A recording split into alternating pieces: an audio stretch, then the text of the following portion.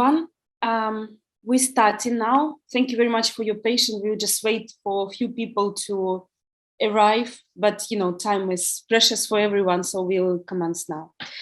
So I would like to welcome you on this series of webinars of Alg-Ad. We start this year, 2022, and this is our final year of activities. And as you can imagine, we're really busy to write and report deliverables, and we get lots of results from the project, and we're happily to share this with you. And if you would like to get more access of the deliverables report and publication articles and so on, we welcome you to visit our website, and it will be a link in the chat, and please visit our website as well. So today we have a quite busy program for our webinar. We have two speakers, and first it will be Dr. Rahul Kapoor, and after that Jai Sankar Seelam, and you will see two different talks. We welcome your question and answer, and it will be in a Q&A box. Please post your questions there, and we will be answering them after two talks when the researcher will finish. Okay, so today we first welcoming Dr. Rahul Kapoor. He is a research officer at Algae Biotechnology Group at Swansea University since 2018. His current research focuses on development and optimized workflow for algal biotechnology, circular economy, and biorefinery approach, metabolome profiling of cells, co-culture technique, microbial consortia, nutrient remediation, and resource recovery. So Rahul holds his PhD in metabolomic in 2014 from the University of Sheffield. He got also a master's degree in pharmacology and biotechnology from Sheffield Hallam University, UK, and a bachelor's from pharmacy from the University of Pune, India. So currently, Rahul in Alg-Ad project responsible and leading work package 2, what focusing on algal biomass processing, fractionation, and development of high-value products from the algal biomass. His webinar talks today will focus on the seasonal variation of the biochemical composition of microalgal biomass, cultivating using nutrient-rich digestate as a nutrient source. So we welcome Rahul. Thank you, Ala. Thank you for the brief introduction, and good afternoon all. I'll just start sharing my screen.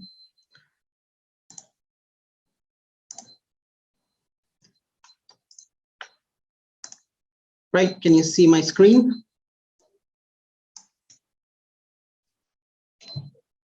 Can you see my screen, Ala? Yes. Yes, okay, right. So my topic, as Ala mentioned today, is talking on seasonal variation in the biochemical composition of microalgal biomass cultivated using nutrient-rich digestate. So I'll give you a rough introduction to what we are working on the Alg-Ad project. So right, so the title of our Alg-Ad project is Creating Value from Waste Nutrients by Integrating the Algal and Anaerobic Digestion Technology for a Circular Economy Approach. So as you can see, there is a lot of food waste. Generally, it goes to the anaerobic digestion plant, and we get biogas and we get the electricity. But the leftover called digestate is we don't know what to do with that digestate. So we generally come up with the approach that we will use this digestate to grow the algae. Then we harvest the algae, then we create a food pellets, and then we use this for animal feed purpose. Okay, so when we got the digestate, we have to slowly acclimatize this to the digestate because it's not a normal commercial media that we generally use for growing the algae. So we need to acclimatize the microalgal culture. For example, we mainly work on Senedesmus and Chlorella, and here I'll be presenting results on Senedesmus mainly. So you need to acclimatize from a small scale, and then you start with 0.5% of digestate, then you start with 1.5% digestate, then 2% digestate, which is in 20-liter carboys, and then we start with the 2.5% digestate, acclimatizing the microalgal culture to 2.5% digestate in these 80-liter bags. And then this is generally used as an inoculum for this 800-liter PBR, which is in a photoautotrophic mode, which is situated at the Swansea University. Then we harvest this biomass, and this is then used for inoculating the vertical tubular PBR system with a capacity of 7,000 liter and working volume of 5,000 liter. And this is situated in UK at Alg-Ad in Plymouth. Okay, so we use the previous one as an inoculum for this system. Okay, and this is a photoautotrophic growth.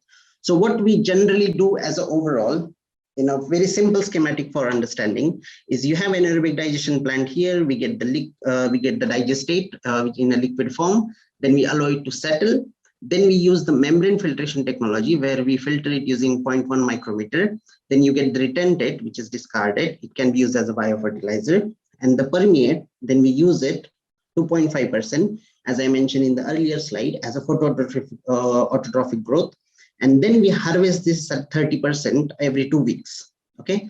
And then the harvested biomass again goes through membrane filtration. We concentrate the biomass, and then we use the mixotrophic approach to grow the algae at a higher concentration. Okay, so you generally have like 300 liter of mixotrophic reactors, and you get around 6 gram per liter of biomass. So roughly, in short, you get around 4 kilogram of dry weight per week. Okay, so the most important step here is then the characterization of the biomass. So my expertise, as I already described, is have some unique analytical skill here at Swansea Algal Group. So what we do is generally absolute quantification of different macromolecule and micromolecules using a miniaturized, reliable, and quick methods, which require only 1 milligram of biomass. So what we generally characterize using these methods. So first one is macromolecules, which includes proteins, carbohydrates, and the pigments such as chlorophyll A, chlorophyll B, and carotenoids. As you can see, this is a glucose method, and this is a protein using a microplate method. Okay. Then we also analyze the fatty acids, different classes of fatty acids such as saturated, monounsaturated, and polyunsaturated. And we have a very quick method to do that. I'll cover that in the next slides.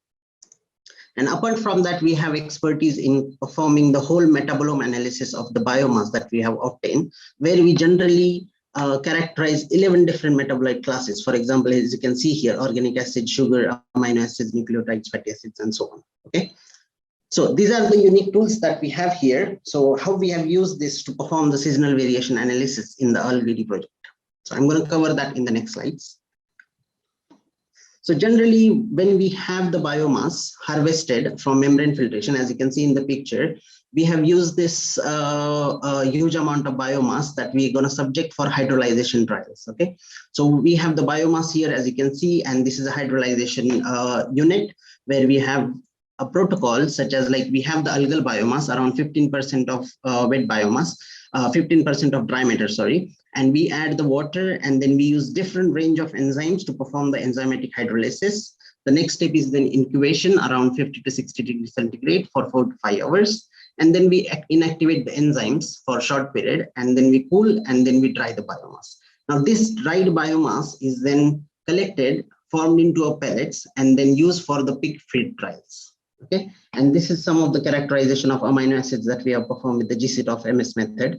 Okay, so in general, what we are after in this one for the animal feed trials is we are actually using this biomass, hydrolyzing it, and then looking at the low molecular weight peptides. Okay, so when we screen the biomass after hydrolyzation, as you can see, the molecular weights is here. Okay, and the percentage of peptides found in the synaptosmas biomass is listed here. And as you can see, the molecular weight, the low molecular weight peptides are generally forming the major proportion. Okay, and the idea here, the majority, as you can read here, the majority of peptides have low molecular weight between 204 to 800 kilodaltons. So the main concentration of peptides is low molecular weight, and low molecular weight peptides are known to have bioactivity. It's also known to have a lot of therapeutic effects in humans as well, such as they are anti-proliferative, anti-inflammatory, anti-hypertensive. Okay, so our understanding is these concentrated biomass with low molecular weight peptides should have a very good effect on piglets' health and immune system. So this is for the pig feed trial. Apart from that, we have also used the same hydrolyzed, as you can see here, for the fish feed trials, where we use Nile tilapia for this experiment. So as you can see, the methodology is we form the pellets, then we fed it to the fish, and then we use the fish flesh to identify the fatty acid composition using the method that I have just described earlier. Okay, so what I will do, I'll shortly summarize the key take-home messages from these sustainable circular economy approach to use the waste to generate a biomass, hydrolyze that biomass, and use it for animal feed trials. Okay, So the key summary, as I've already talked about this one, is circular economy, bioremediation, animal feed. And then the results for the fish feed trials here are summarized in a very short format here. So as you can see, the ratio, let me tell you about the ratio of omega-3 and omega-6 fatty acids in the fish fillet is around 1. So when we fed the fish with the commercial feed, the ratio, as you can see here, the blue one is above 1. Okay, and when we incorporated the algae feed, the hydrolyzed biomass in the commercial feed, the ratio is around 1. And if the ratio of omega-3 to omega-6 is 1, it generally known to lower the risk of developing allergies, inflammatory diseases, and other cardiovascular diseases. Okay, so this one is a very interesting highlight from our fish feed trials. Apart from that, we have also performed a lot of gut microbiome analysis, and we will be summarizing those results very soon. In the pig feed trials, as I've highlighted, that the low molecular weight peptides were the key, and we have achieved that one in the hydrolysis. Now, these results clearly highlight what is the immense potential of using microalgal biotechnology. But there are serious bottlenecks in the supply chain and commercialization routes. What are those? Reliable and consistent quality and composition of biomass. This is the major bottleneck. Biochemical composition is mainly hampered by the seasonal and climatic changes. And in addition, the source and composition of the culture medium, which is digestate in our case, should be always constant and reliable.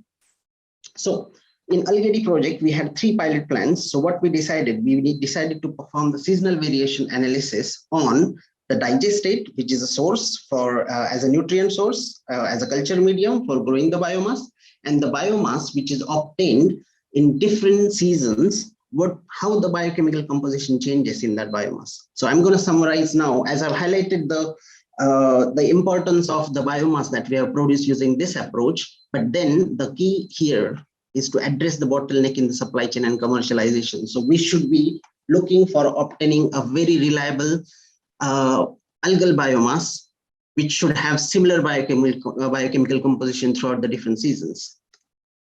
So in the digestate characterization, we have characterized the digestate, and we found that the digestate is not changing its composition throughout the different seasons. So there was not much variation in the digestate. As you can see here, it is not characterized from this perspective because the fluctuation in the macronutrients were less pronounced. So what we did, so we sourced the digestate in a large quantity from AD plant.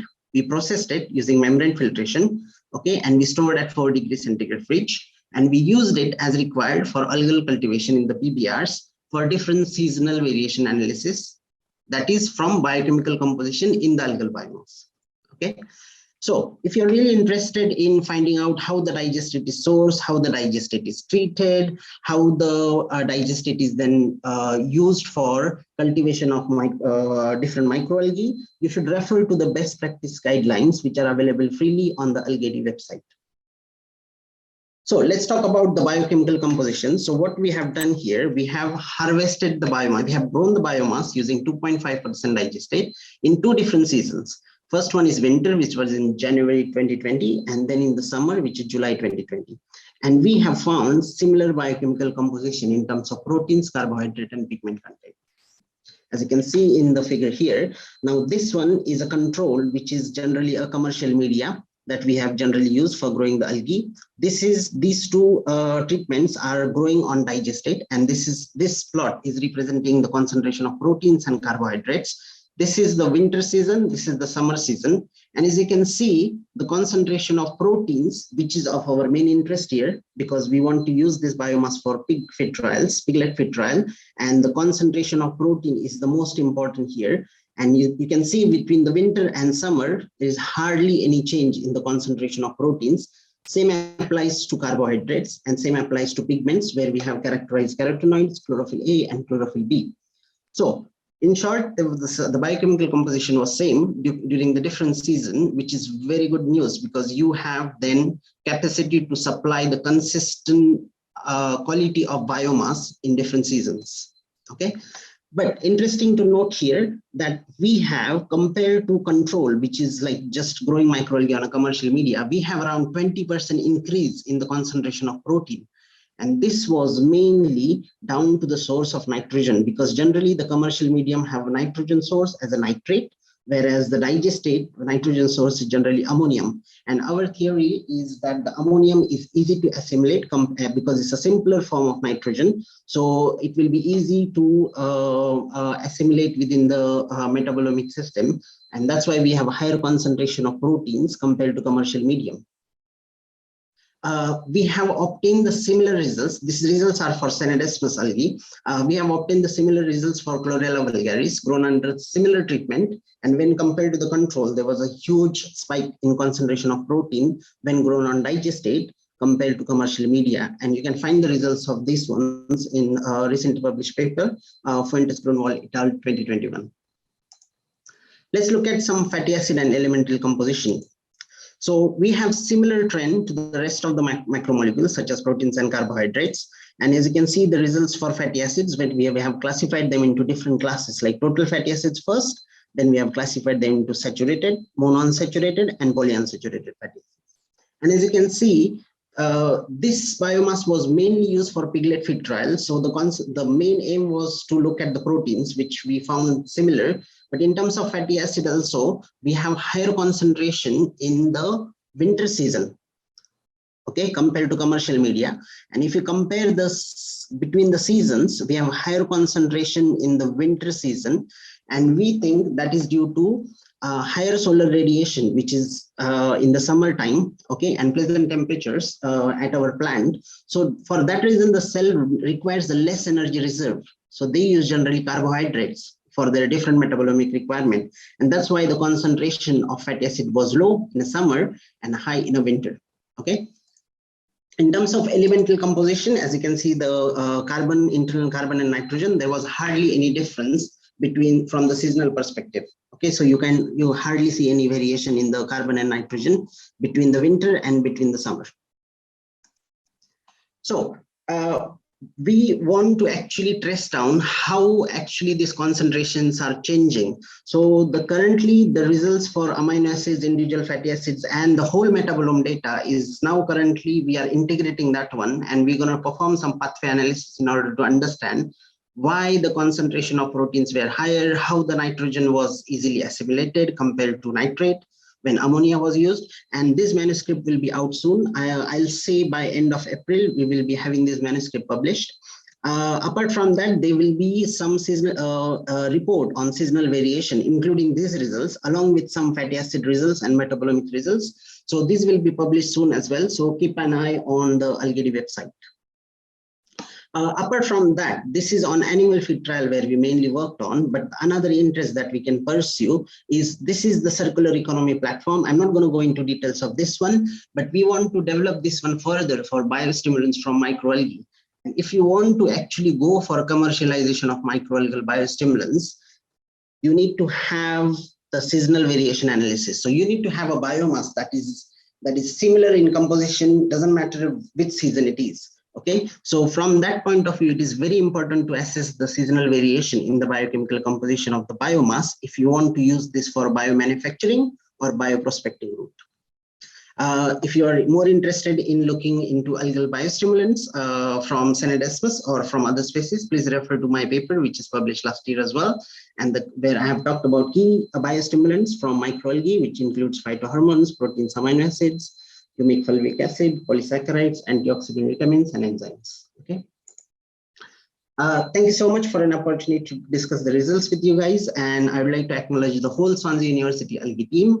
And please follow us on Facebook, Twitter, and LinkedIn and YouTube. Thank you. Thank you, Raul. It's really nice to see your yeah, very nice to see results of the your research. So I'll just remind everyone to put questions on the Q&A session in the box as well there. We will do this after Jay talk, so thank you all. Thank you. Now, yeah, thank you. So now I would like to introduce you second speaker, is the Jai Sankar Seelam, is a doctoral student enrolled at the Faculty of Bioscience Engineering, Ghent University since mid-2018. His PhD research focused on plant-based digestate pretreatment and microalgal growth optimization at lab scale. So Jay performed scale-up bioreactor experiment in InnoLab, Oostkamp, Belgium, who is a partner of Alg-Ad project. And also on another European project was called Nutri2 Cycle. Jay hails from Kakinada, India, and graduated from the master's degree in water technology from Wetsus Academy, Netherlands, and bachelor degree in biotechnology and biochemical engineering from the Indian Institute of Technology, Kharagpur, India. Sorry if I pronounced that well. His talk will today present the key results obtained during the investigation on the use of cost-effective paper filtration system and microplate screening methodology for the integrated microalgal AD research. The advantage of this of using paper filtration for digestate pretreatment over membrane filtration and conventional in more inexpensive technique will be discussed. Thank you, Jay. So floor is yours.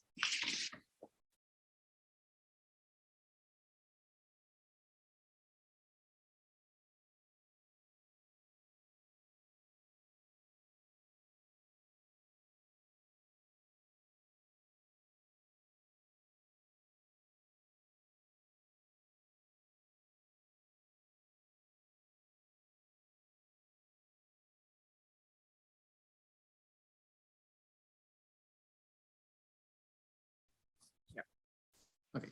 Thank you very much, Ala, for the nice introduction. I know it's quite tricky to pronounce the Indian names, especially also the cities, but it's fantastically pronounced. And it's also a nice opportunity for me to present the key results that I've been doing in the first phase of my doctoral research, trying to look at different aspects of pretreatments, and where we came across multiple technologies that can be used for digestate treatments. But eventually we considered more economically friendly, but also commercially viable solutions as a way ahead for long-term or large-scale production of algal-based microalgae systems with digestate as nutrient source. So in this work, we try to basically use an integrated concept of paper filtration, but also to use quick screening methods on how we can scale up faster and get a better know-how of the production line. So just to revisit the concept of Alg-Ad, the goal is to valorize the excess of food digestate to produce feed grade protein. So that's one of the key focus in European Union countries where there's excess of nitrogen or nitrate in the soil, and you cannot have more than 160 kilograms of nitrogen land applied. So there's always a need for recycling of nutrients.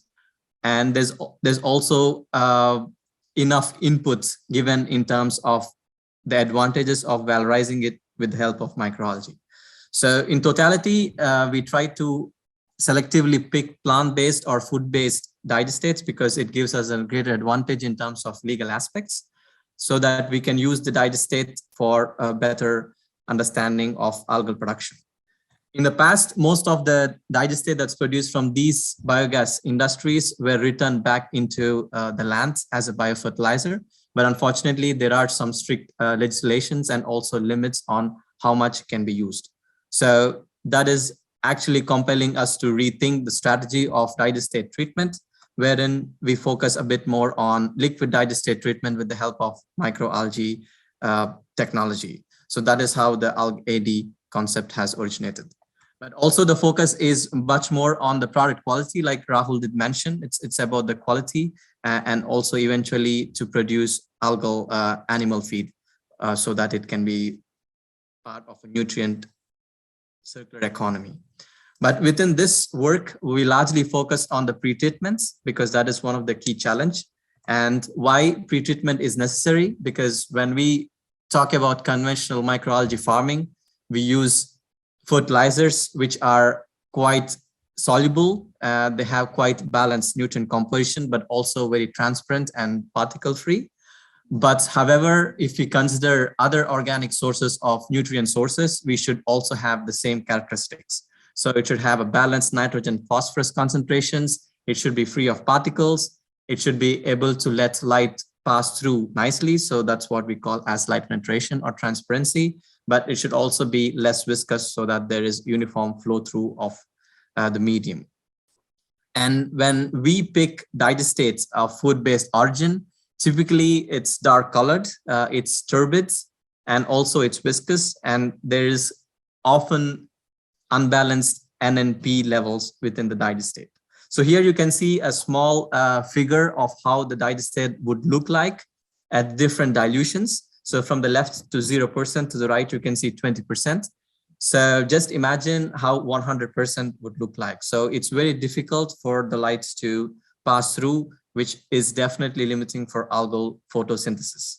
So in this research, we try to go as close to 10% as possible, because the more we valorize, the better for the algal production and sustainability of the technology.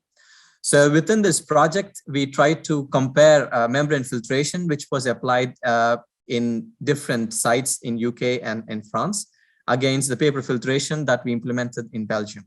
So one of the key reasons why we chose to go for paper filtration is because membrane filtration is normally considered more expensive, and implementation at a large scale can be quite challenging. So in terms of paper filtration, we looked at pore size of 10 microns because we wanted to have pore size that is smaller than the microalgae cell size. So we grow Desmodesmus and the average cell size is around 8 micron. So we wanted to have particles that are less than 8 microns so that they don't actually inhibit the light. So we selected a 10 micron as our pore size for paper filtration. So here you can see how dark the food waste digestate looks like on the left, and the particles after filtration into the paper.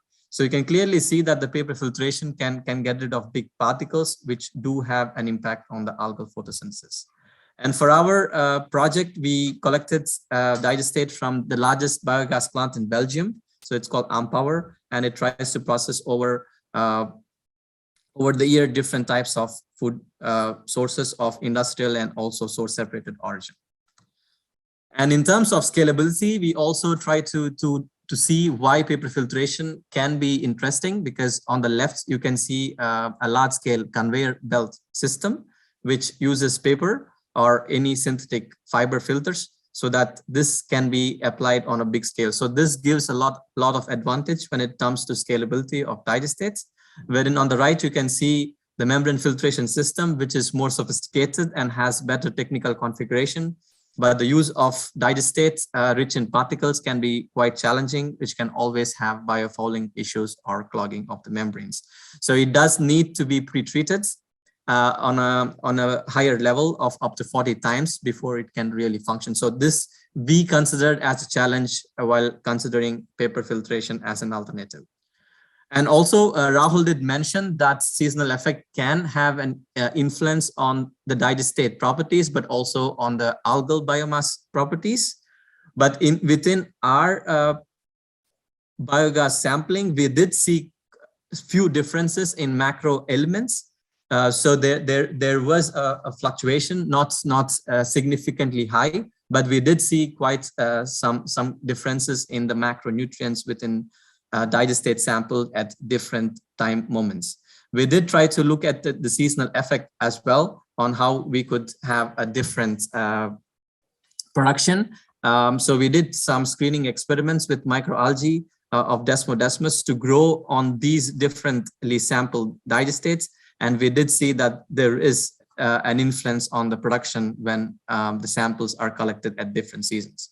So this implies that there is a very dynamic and seasonal nature of the digestate characteristics, because if we sample every month, maybe we could have seen different spikes, because it all depends on the collection of the food waste.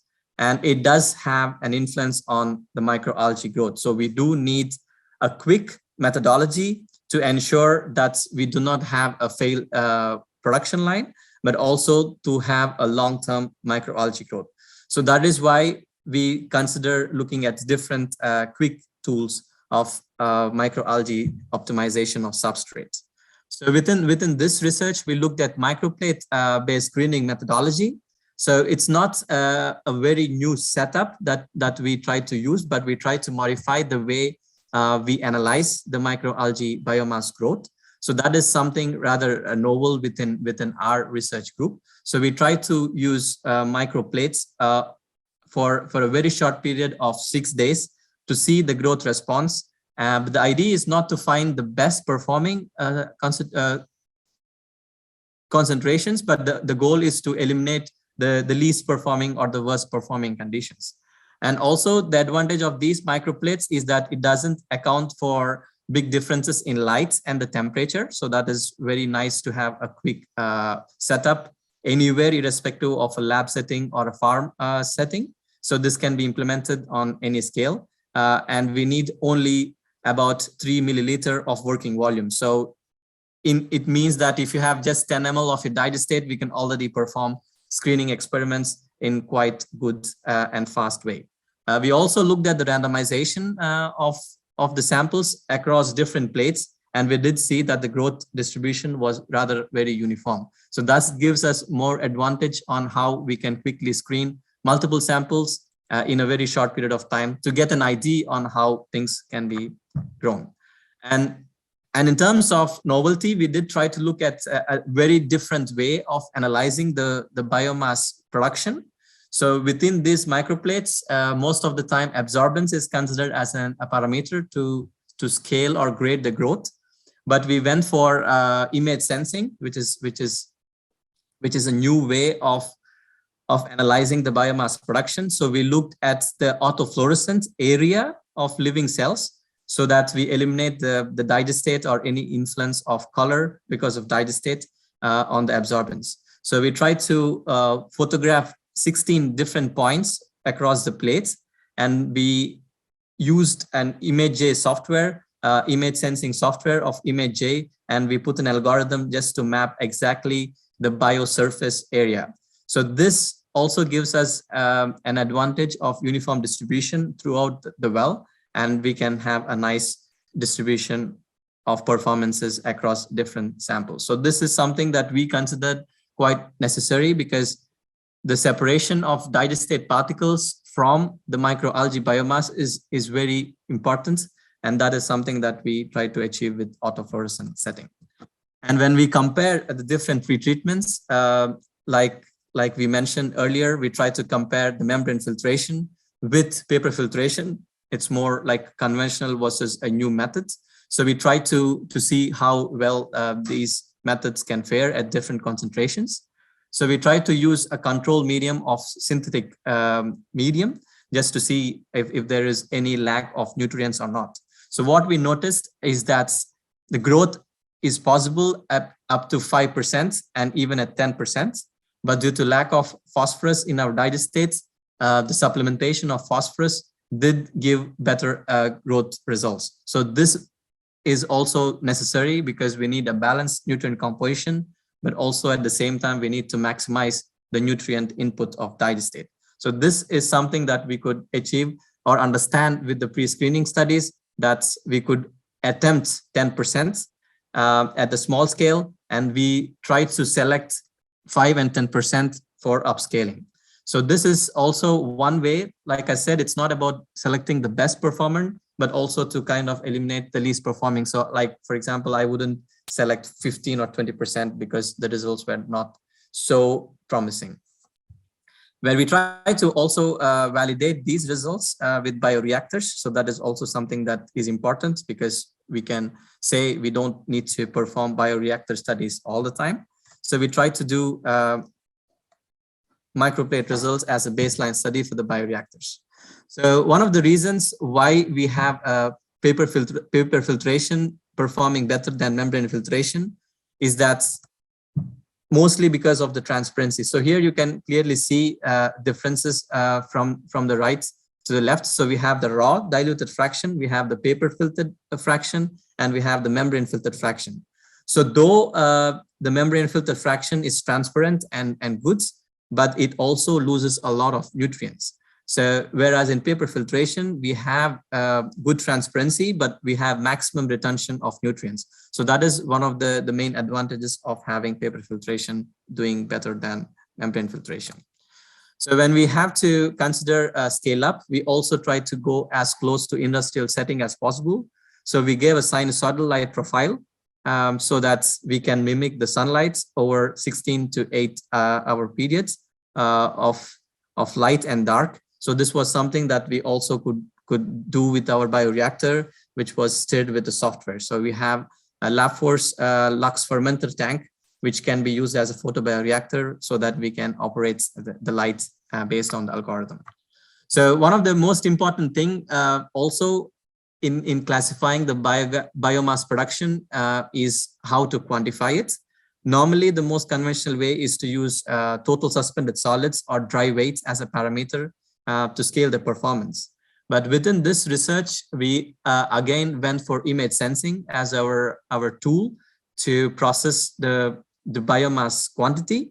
So here we looked at a new parameter called biovolume, so which is basically the percentage of volume of biomass occupied within a drop of water. So that is very interesting for us to have an opinion on how good the biomass growth has functioned. So within the biovolume production, we were able to map the area occupied by the microalgal biomass after image sensing. And then we could multiply it with the diameter or the average size of the cell to get the biovolume. So it's rather more calculation based on area times volume. So one interesting thing that we did identify is that there is a nice correlation between the biovolume that we measured with the imaging flow cytometer versus the dry weight that is measured using conventional drying technique.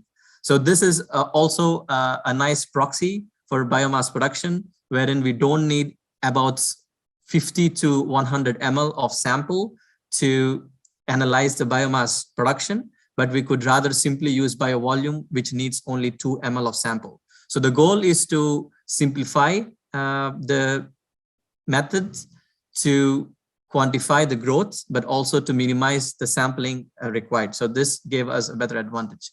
So one thing that we noticed that the growth was indeed possible at 10% of digestate, and addition of extra phosphorus did give even higher growth. So that is something that we did observe within this digestate.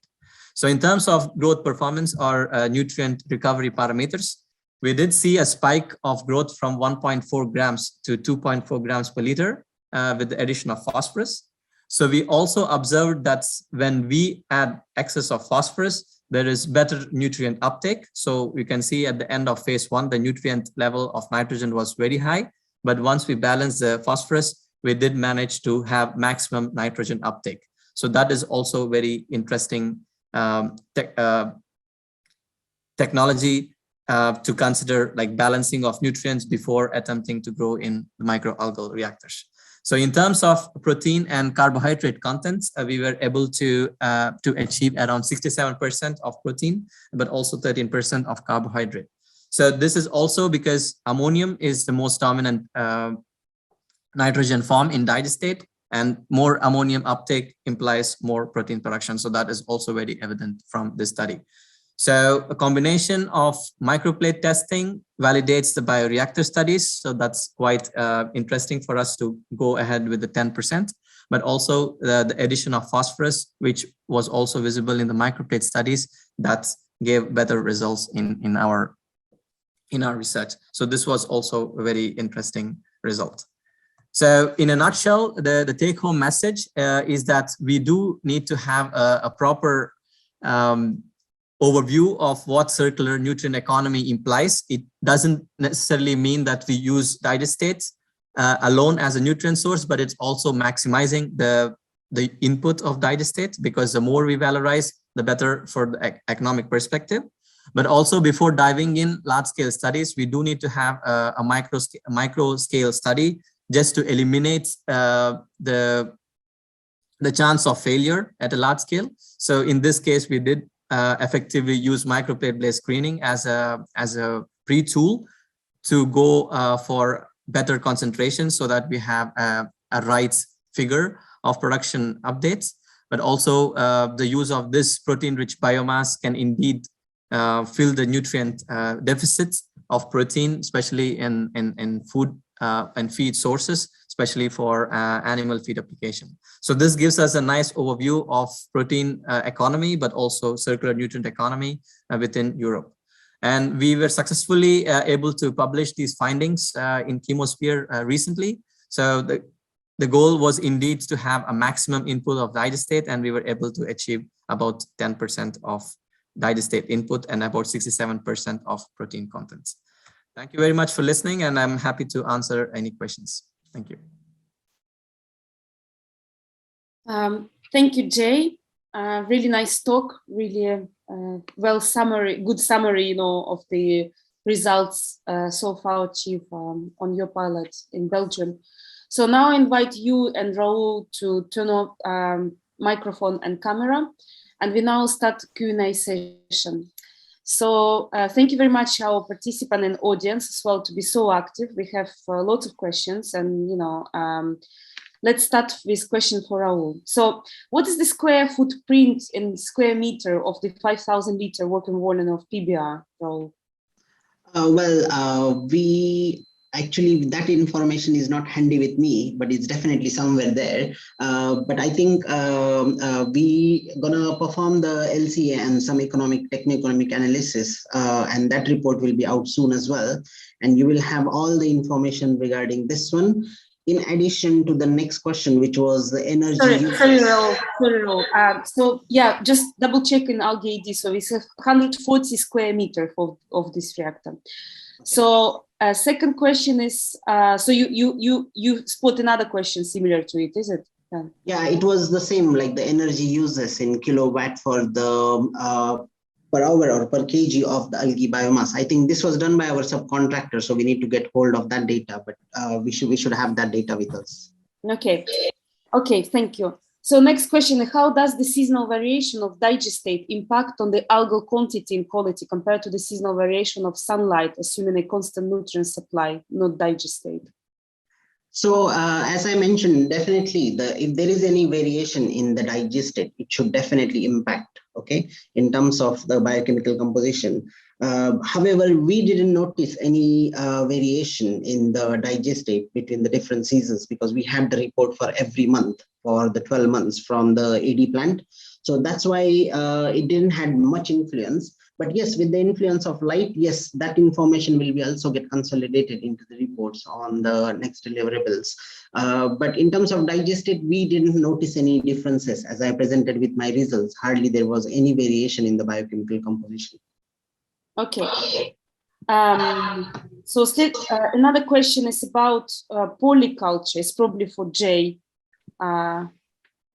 Yeah. No, I think it was written before during my talk. So have you investigated the results of polyculture, average of the two singular strain, better than average, worse than average? No, I think there's a misunderstanding. We didn't do any polyculture here. I said like Senedesmus and Chlorella, the two different strains that we have assessed in Alg-Ad, but they were grown individually. So it was not a polyculture, I think. Okay, maybe Jay, can you comment on it because you get more experience with the mixed consortium as well? Yeah, we did try within our Belgium investment site to use polycultures because we considered that as an important strategy to tackle the seasonal impacts, because we tried to use a combination of 5 different green algae, which are protein rich with content of about 50%. So what we did see was a shift in population between Chlorella and Desmodesmus in different seasons. So this gave us a constant biomass production irrespective of the weather, which also addresses the question about lights. So it depends on the input of lights. We saw a shift between Desmodesmus and Chlorella. And at one point, we had a very balanced composition of 50-50%, but then it becomes 90-10 and then 60-40. So it's quite robust way of growing long term. So that is something that we did observe. But again, it needs to be done for at least few years to get a clear opinion, because we did study it for 1 year, but I think at least 3 years will be helpful to test that. Yeah. To understand the dynamic. Yeah, super. Thank you. So another question for Raul from Anna. There's some reference from Claudio Fuentes Grunewald that talk about using 5% of AD as a growth media. Did you find the limitation using this concentration? or it's because of the AD source? I don't know, the last. Yeah, I think we initially, when we started the project, we wanted to remediate as much as possible from the anaerobic digestate. So initially we started with 10% concentration, 5% concentration, but later the assessment found out like the 2.5% concentration was the best in order to make sure we have like reproducible culture in a semi-continuous way produced and the biomass can be harvested. However, very important to note here, never ever talk on percentage. Digestate source like 5% from one digester and 5% from another digester is not always the same. The concentration of N and P are the key that we should be looking at. Okay, so for example, digester A might be 5% containing say 100 units something, and digester B might be 1,000 units. So you need to be very careful when we talk about percentage. So that from that point of view, I think it's all about you should be able to achieve the sustainable growth, and you should be able to remediate continuously, because we are not doing batch cultures here. We are doing continuous output. And for commercialization, you need a continuous output. So you need to strike a good balance of achieving the bioremediation potential. In addition to that, you should be able to produce the higher biomass, but not just higher biomass. You should be able to have the important molecules that you're after, because you might produce a lot of biomass and the protein concentration is 20% lower than the normal, then it won't be a nice. So it's a very delicate balance between three different factors. Okay, thank you. So another question, have you evaluated the bacterial community associated with digestate source after particulate removal?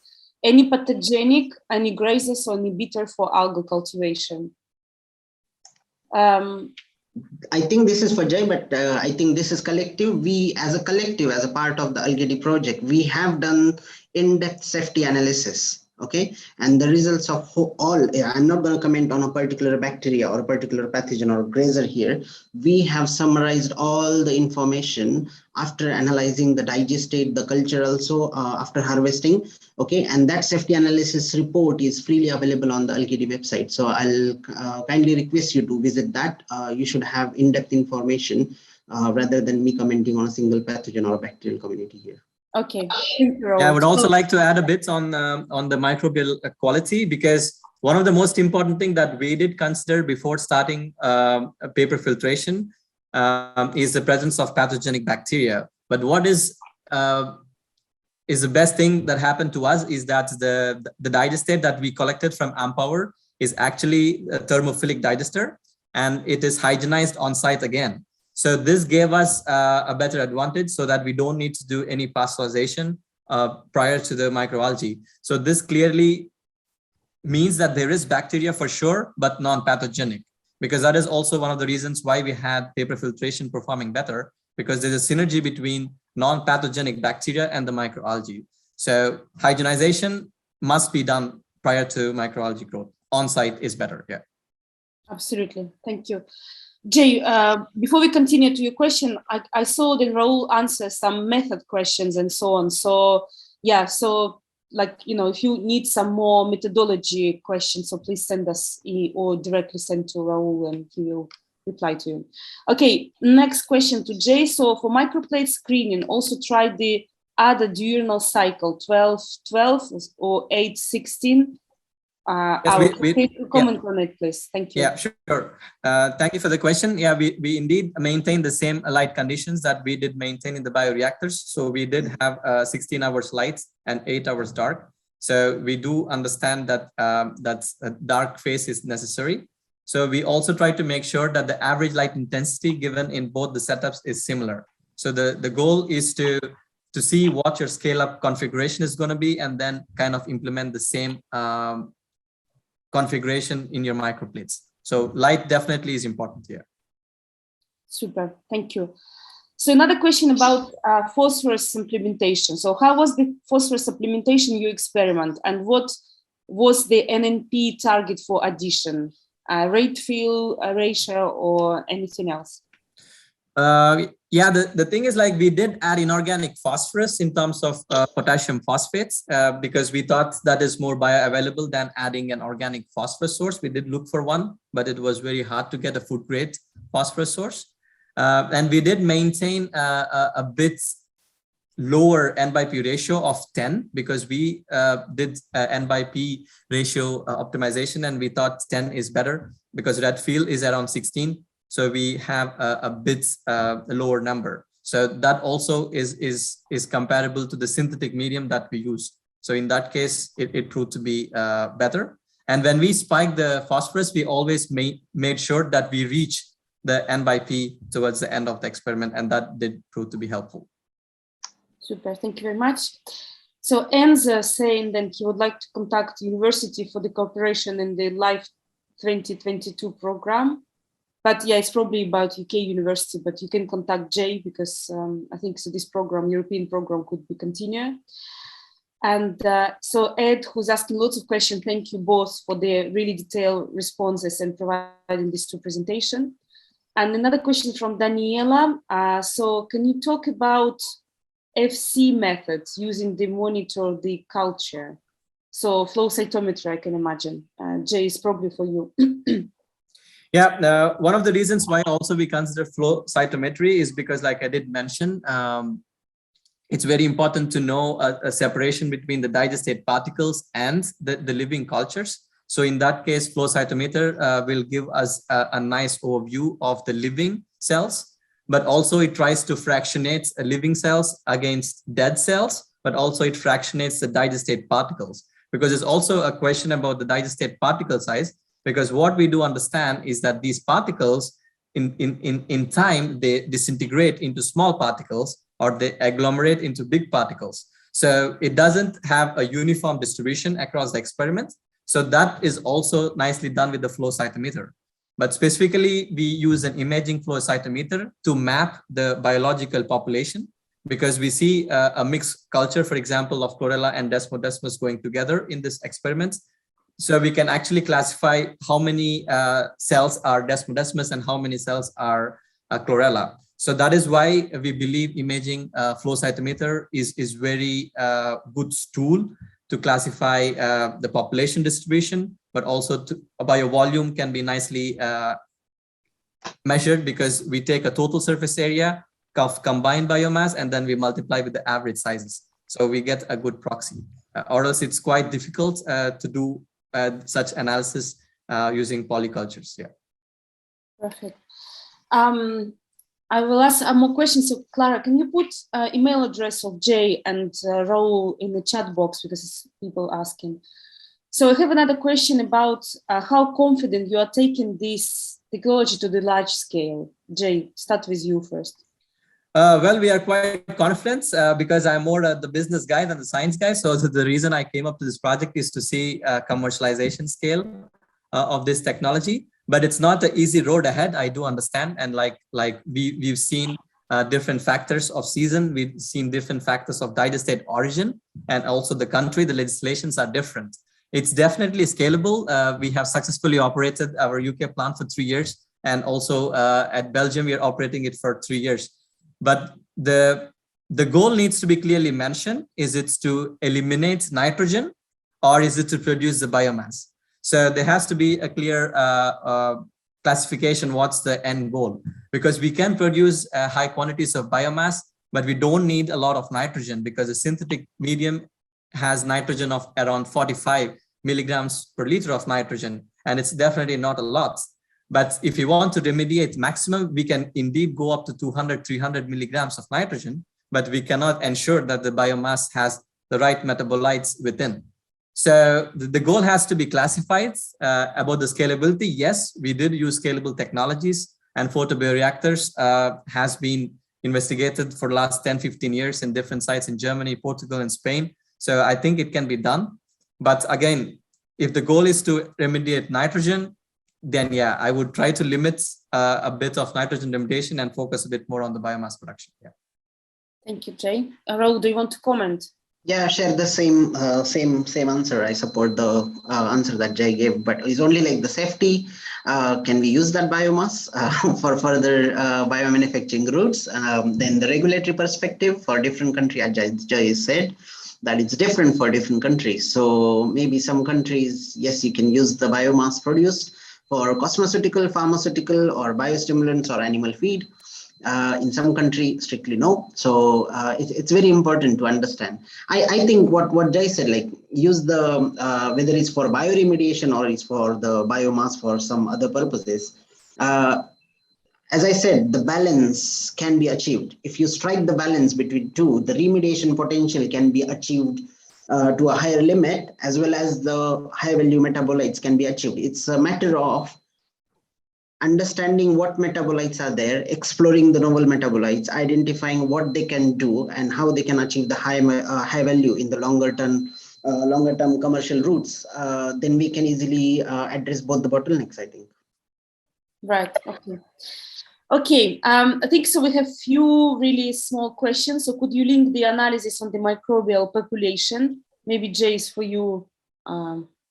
Could you comment? Again, for us, flow cytometer did the major work. We did want to go for genomics to look at the population, but that was not the goal. Like I clearly mentioned, that the goal is to produce the biomass.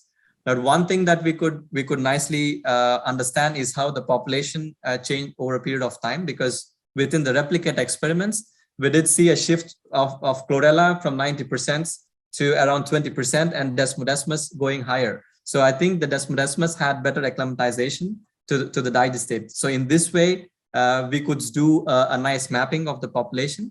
But with the microplates, also consider the same. We looked at area. We didn't look at the cell size. We didn't look at the cell number. We look at the cell area. So it's independent of the population. But that was also, the goal of the experiments is to do a quick screening. It's not to look at the population per se or to know the exact species. Yeah. Super. Okay, and very last question about micron filtration. I think so. If the micron size average age, should you filter it down to 5 micron to show a smaller solid than the microalgae? So Jay, again for you. Yeah, well, this has to do with the technical feasibility. We did try different pore sizes. We started at 0.2, that was tested in UK. Then we went to 1, we went to 5, we went to 10, we went to 20. But you should also look at how feasible is it at large scale. Because once we have finer pore sizes, they start to clog and we cannot achieve high throughput. We need major dilution. So the reason why we consider 10 is also what I did mention previously, is that the digestate particles can break when we dilute in water. So they can become even tiny particles. So we went for a safe bet of 10% because this was actually used in sludge dewatering in wastewater treatment plants. And I worked for such companies in the past. So I did think 10 micron was a good margin. But again, if you want to grow Haematococcus, which is rather bigger, I would even go for 20 because the 20 particles will not block the light. So it depends on the choice of your species. And then it's also about the technical feasibility, because 10 is better in long term and also at large scale. Absolutely.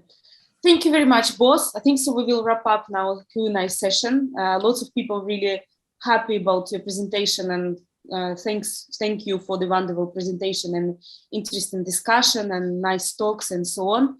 So thank you very much, all participants and our speakers. I just remind you, if you would like to more detailed reports on filtration, on biomass characterization, on growth of algae, different data coming out from the 3 pilots, all these reports are already available on our website, and few more will come out in a few months' time, you know. So, and yeah, please follow our social media. We're also really active on Facebook, Twitter, and LinkedIn. And you also can rewatch our previous webinars. There's lots of valuable information on our YouTube channel. Is in the chat box. You can find links or on our social media. So thank you all. And I'll see you soon on other webinars for the Alg-AD project. Thank you very much. Yeah, thank you for the nice questions. It was a very nice points. Yeah. Thank you all participants, and thank you Ala and Clara for giving the platform. Thank you. Cheers. Thanks to the audience. Bye. Bye.